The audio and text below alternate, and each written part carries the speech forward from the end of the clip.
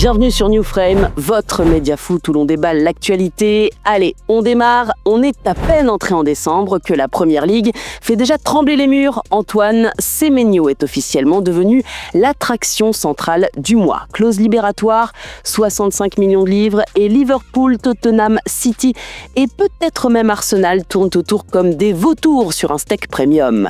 Pendant que Konaté et Gueye placent Liverpool face à des décisions importantes, Arsenal, pourtant premier du championnat, pourrait encore retoucher sa machine. Et United, eux, ils envisagent tranquillement de lâcher 53 millions sur une clause dans le latéral ou d'un milieu normal. C'est leur saison préférée. Et si certains clubs montent en puissance, d'autres joueurs, eux, touchent le fond au point d'être écartés de leur propre sélection. La descente aux enfers continue. André Onana n'est pas convoqué pour la CAN. Le gardien passé par United, aujourd'hui à Trabzonspor, semblait revenir en forme, mais visiblement pas assez pour convaincre le Cameroun. 53 sélections, des matchs pleins en qualification et aujourd'hui, rien. Une ambiance explosive, un peu comme ce qu'a vécu un supporter de Manchester City dans une histoire totalement folle. Scène surréaliste à l'Etihad Stadium, un supporter de City s'est retrouvé avec une double fracture de la jambe après des violences dans la tribune locale lors du match face à Leeds. 5 arrestations, une enquête lancée en urgence et une question embarrassante, des supporters de Leeds étaient présents dans des zones hospitalité du stade. Une politique du club qui commence clairement à se retourner contre lui. Et pendant que la police enquête en Première Ligue, elle enquête aussi à l'aéroport de Stansted. Dans une affaire bien plus lourde, coup de tonnerre, un ancien joueur de Première Ligue et de l'équipe d'Angleterre a été arrêté à l'aéroport, soupçonné d'une tentative de viol datant de plusieurs années.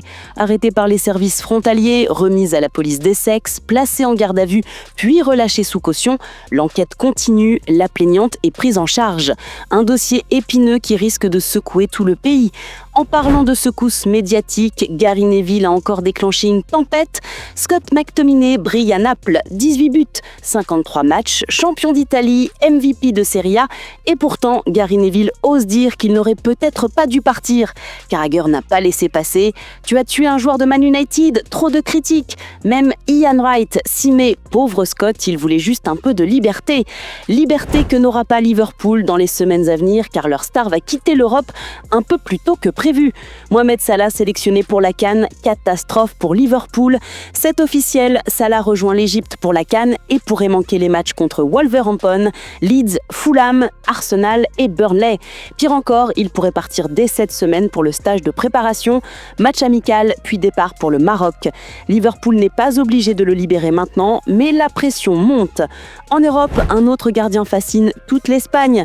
Arrivé cet été, blessé en septembre, revenu immédiatement en mode muraille, Joan Garcia est l'un des gardiens les plus prometteurs du monde, selon la presse catalane. Arrêt décisif contre Newcastle, parade monumentale contre Alavés. Les débats en Espagne commencent déjà. Doit-il être appelé en équipe nationale ? Pour l'instant, Luis de la Fuente temporise, mais tout le monde sait que c'est juste une question de temps. Et puisqu'on parle de tactique espagnole, allons voir du côté d'un maître du genre. Simeone invente une nouvelle défense caméléon. À l'Atlético, Simeone a encore innové une défense flexible où Nico Gonzalez peut jouer dans une ligne à 4, 5 ou 6. Anco peut monter, Giuliano peut basculer à droite, un puzzle vivant, et tout ça sans Marcos Llorente, le joueur couteau suisse par excellence. Mais si l'Atlético se réorganise, la Juve, elle, doit gérer une crise bien plus brutale. La Juve tremble, Vlahovic souffre d'une grave lésion musculo-tendineuse. Selon les premiers examens, il pourrait manquer plusieurs mois. Une catastrophe pour Allegri au moment où la Juventus retrouvait enfin une dynamique intéressante. Et du côté de l'Afrique, les grandes nations se dévoilent.